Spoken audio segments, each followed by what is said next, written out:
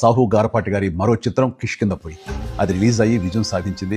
ఆ సినిమా చూసి నాకు ఒక మంచి ప్రయత్నం చేశారనిపించింది. అందుకనో ఆ చిత్ర దర్శక నిర్మాతలతో పాటు ఆ చిత్రంలో పనిచేస్తున్న నటీనటులకు అలాగే మిగతా క్రూ అందరికీ నా శుభాభినందనలు. సాధారణంగా హారర్ సినిమాలంటే భయాన్ని ఎలివేట్ చేస్తూ ఒక దెయ్యం కథ చెప్పడం జరుగుతుంది. కానీ కిష్కింధపురిలో హారర్తో పాటు ఒక మంచి సైకలాజికల్ పాయింట్ను కూడా యాడ్ చేసి చెప్పడం చాలా బాగుంది. అంటే శారీరక వైకల్యం కంటే మానసిక వైకల్యం చాలా ప్రమాదకరమని చెప్పడం, అలాగే మనిషికున్న బాధలు కష్టాలు పక్కన వాళ్ళకి చెప్పుకోకుండా ఒంటరితనం అనుభవిస్తుంటే ఆ వచ్చే ప్రమాదాలు కానీ పరిణామాలు చాలా సమర్థవంతంగా తెలిసొచ్చేలాగా చిత్రీకరించాడు డైరెక్టర్ కౌశిక్ పేగలపాటి. ఈ చిత్రం ద్వారా బెల్లంకొండ సాయి శ్రీనివాస్ ఒక మంచి విజయం తన ఖాతాలో వేసుకున్నారు. అలాగే అనుపమ పరమేశ్వర్ కూడా ఒక మంచి విజయం దక్కించారు.